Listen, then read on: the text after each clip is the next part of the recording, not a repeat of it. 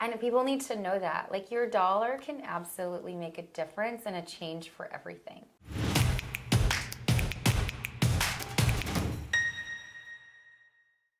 So we're back with Never Settle, Leave It Better. Today I have Saarah Samadani. You are an inspiration for self-care for moms and just overall natural holistic well-being. Yeah. Thank you for being here. Thanks for having me. It's exciting to be here. Tell me about your journey to where you are today, because we all have our wellness journeys. What was yours? That's really interesting. It's a long journey, actually, as everybody else's is, I'm sure. My quest for natural beauty actually started before I got pregnant. And I had a really good gynecologist, and she was asking me about my supplements, and she started asking me about like what skincare I was using. And I kind of thought it was really weird that she was asking me about that. And she started telling me about parabens, started telling me about like, you know, phthalates and all these different endocrine disruptions that you can absorb inside your body that could actually affect your fetus. And so I started doing more research. Of course, I go to Google and I freak out because Google's like, you're gonna die, you know? And I'm like, okay, no. So I started my skincare routine that way. And then I was like, okay, if I talk about skincare, let's talk about what I'm putting inside too, which she also inspired me to look at like supplements and foods I was eating and making sure that I was staying away from processed foods and additives. So that's kind of how my whole journey started. And you're correct. We all have like these journeys and where it takes us. And bit by bit, and it can be intimidating, right? Even with the skincare stuff, how intimidating is it? You're like, okay, I got no parabens, I got no phthalates, and then you learn about PEGs, and then you learn about like all these different things. You're like, oh God, another thing I have to stay away from. The latest study comes out, and it's like, oh man, there goes breakfast. Yeah, so. I know, right? And you're like, damn, I got to throw away all my skincare now, and I got to start over. But I would recommend to anyone, it's a journey, and not to get so scared of everything. Like, if you got a cream that's got that PEG in there, but it doesn't have all the other stuff, and you're just learning about it, sure, finish the bottle if you want, or try to find something new and interesting that doesn't have those in there. Power of the dollar. And it's really when the public speaks with purchasing, purchase power, then that's where a lot of change happens. Absolutely. And people need to know that. Like, your dollar can absolutely make a difference and a change for everything. Agree. And when you talk about smaller companies, now Au Natural Skinfood is an up and growing brand, especially here in the States. I think it's so cool. I've seen some of the stuff from the honey. I love Manuka Honey. Like, that's part of my family's in New Zealand. So we always learn about Manuka Honey and the UMF factors and all that fun stuff about Manuka Honey. We haven't tapped into that with anybody. So tell me your knowledge, being native from, 50%, right? Yeah. 50% from New Zealand, and the relationship with Manuka Honey. Because some people will say, oh, but, I don't want to put honey on my face, or, oh, that's going to clog my pores. What is the... Yeah. And I know the opposite is true, so please share it with anyone listening. Well, it's funny because, so we have grown up with the teddy bear honeys in the United States, where you see that bottle, that teddy bear bottle, and you're like, oh, that's happening. But it was loaded in sugars. It was fully pasteurized, and really there was nothing left of that good honey quality, right? As far as Manuka Honey goes, Manuka Honey is just basically bees that are pollinating the bushes of the Manuka plant. And there's a couple different versions of the Manuka plant, and essentially they take that honey, and there are so many antioxidant qualities of the Manuka bush, and also antibacterial, antimicrobial, and it's all natural. So that's why people say when you get sick, take a spoonful of Manuka Honey. I take cough drops that have Manuka Honey in it because the antibacterial factor of it is so good. So when you think about that, if you have acne and you have this true Manuka honey that isn't overly pasteurized, that really has the essence of the Manuka flower and the Manuka bush in there, you're actually putting antibacterial stuff on your face. Kind of like how salicylic acid is, how it kills the bacteria when you have acne-prone skin. Manuka will do the same thing as long as the Manuka is pure. We don't want it pasteurized. We really want that raw, unfiltered Manuka honey. And it's really nice when skincare brands put it in their products. But Manuka honey is really good for anti-inflammation and acne, psoriasis, or what is it when you turn red? Rosacea. All of that is inflammation of the skin. So when you have Manuka honey, it calms everything down and allows your skin to just chill out. And you're not going to break out because they're not they shouldn't be adding sugars. They're not Stay away from the honey bear. I know. Stay away from the honey bear. But don't put the honey bear like all over your face and think that you're going to be like, oh, clear skin. But no, when it's really true Manuka honey, that it's good. And then they have what's called the UMF factor, and that just basically shows the potency of the Manuka honey, and that guarantees how much Manuka honey you're really getting in whatever container it is. And you'll see it in the store shelves when you're getting the Manuka honey. You see the UMF +5, +10, +20, or 20 plus. I always look for the UMF factor, which is always fun. Good tip. Where did you learn all this? Just being a Kiwi. I mean, that's kind of what we know. Like, we pride ourselves on good Manuka honey, and that's where everybody gets it from. The Manuka flower grows down in New Zealand mostly on the southern half, I think, but you can find it all over. But I think it's just something we're proud of, and we just kind of like I'm half Egyptian too. Like, we're proud of our pyramids, you know. We're like, yeah, we have these pyramids. It's the same thing in New Zealand when you're just like, we own this, because it's really rare to find Manuka bushes in any part of the world, because it just doesn't grow in a lot of places. For anyone listening at home, if you live in the United States, you're an American, or if you're from New Zealand, you're a Kiwi. I learned that in a trip to San Miguel de Allende, and they had no idea. I said, I'm a Kiwi, and I was like, that's fantastic. I love Kiwis in every way. So I know, we got the bird, we got the fruit, we got the people. Yeah, Kiwis everywhere. It's one of the best countries to live in. Yeah, I love it. I love going back home all the time. Yeah. What brought you to LA? I was born here, but my mom came through LA. Typically, when you're a Kiwi, like, you do the travel, you have travel bugs, because it's such a small, there's 2 islands of New Zealand, North and South Island, but you typically travel the world when you're there. A lot of people take the journey to London because it's so far from New Zealand to London, and they do the whole European tour. That's what my mom did. And then she came through LA, back on her way back home, met my dad, and the rest is history.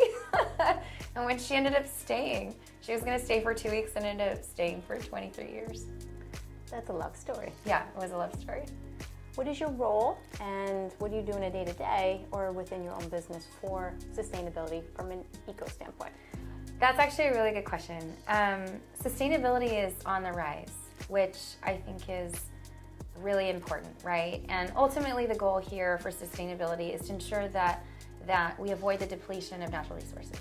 And I think companies are starting to get on board with it. And if you look internally, let's look at your own personal sustainability, and even externally, there's always 3 different components to it. And we have the people component to it, the planet component to it, and the profit component to it, right? And you look at that internally as what you're doing in your own home, right? Because you are a person, you want to make money, right? And then you want to take care of yourself, your own environment. And I think that once you learn to do that with yourself, then it could be easier to really try to leave that footprint and save the world. And so as far as sustainability goes, I do my part, right? I take my own bags into the store. I bring my own bottles everywhere I go to make sure I have water with me all the time, but making sure that I'm not doing the plastics. But then also taking a look at companies now and their sustainability methods. What are they doing to protect the environment? What are they doing from a social standpoint? And what are they doing from a profit standpoint that is not really going to affect my dollar when I buy their products? So I like to seek out companies that are doing stuff that are changing their packaging or minimizing the packaging that goes around the bottles, or even making sure that it's recyclable plastics. And recycling we can take into a whole different topic about, is it really helping the environment? Is the carbon footprint on recyclability actually worth the time for everybody, right? So we can take a look at all of that too.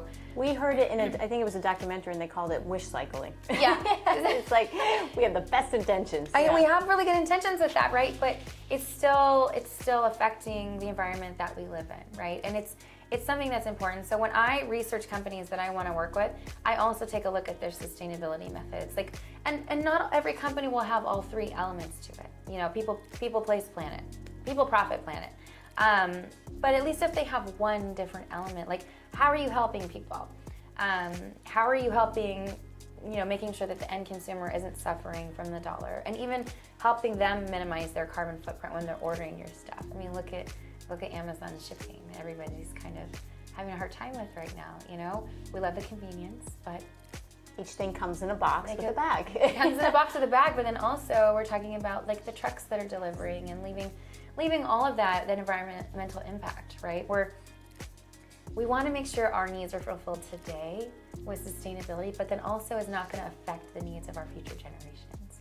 And that's something that I think brands are really starting to look into. I love that people are starting to use the glass packaging, right? Because we can definitely learn from that, but then understanding how do we refill it? And if we refill it, is it going to create a big carbon footprint with the delivery and creating a bigger package? Can you create a recyclable package? You know too that with Au Natural, this packaging sourced from Italy, and it is all compostable. So okay, so you get a let's double talk win. about compostable stuff. If people just start doing that, like you go into Target and you see all these brands using these plastics, I'm like, if you guys only knew. Now I'm going to go a little Hollywood with you here. Okay. You work with a lot of celebrity clientele as well, correct? I do. What do you work with them for? So one of the events that I did, we had this thing called the 5-minute journal. And essentially what it is you go in and every morning for 5 minutes you write like things of gratitude or things that you're looking forward to in your day, just to kind of start your day, right? Because we love gratitude. We love to start our day with gratitude. And at the end of the day, you go in and for 5 minutes you talk about like things that you loved about your day and things that you wish you would have changed. We had those in the celebrity gift bags, and we also had them in the influencer gift bags and the press gift bags. And that organically got press on its own. Like the press and media wanted to interview the founder of this company, and then Ryan Brown, who is Sterling Brown's wife, she was talking about it all over her platforms like multiple times. And that's why I also like to get the celebrities involved. Mm-hmm. So 3 take-home tips for anyone listening, be it what change they can make today. What change they can make today? I would say start small. If you're gonna make a change with anything, start small, with everything. So I would encourage everyone, one, to take a look at their ingredients in their products. And I would just take a look at just the big ones, you know, like the parabens and the phthalates and the fragrances. Like just take a look at that, start small.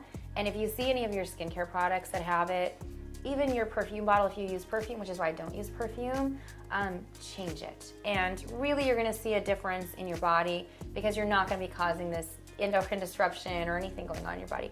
The second thing I would do is I would take a look at what you're eating. Honestly, like read the labels. Read all the labels of anything that you're gonna ingest in your body or anything that you're gonna give your kids in their body, because you're absorbing that, and that can ultimately be causing a lot of inflammation on the outside, but also inflammation on the inside.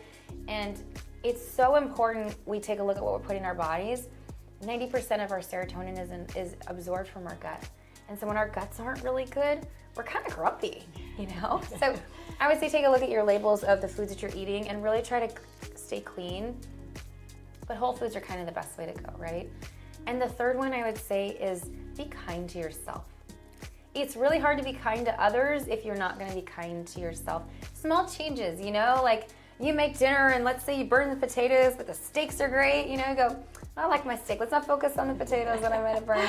But let's focus on this amazing steak that I had that everybody enjoys. Like just little things like that, and just to really do the self-talk and the positive light, any little thing. Like, yay, I got home and I didn't get in a car accident. Anything like that. I finished a whole cup of water today and I hardly ever drink water.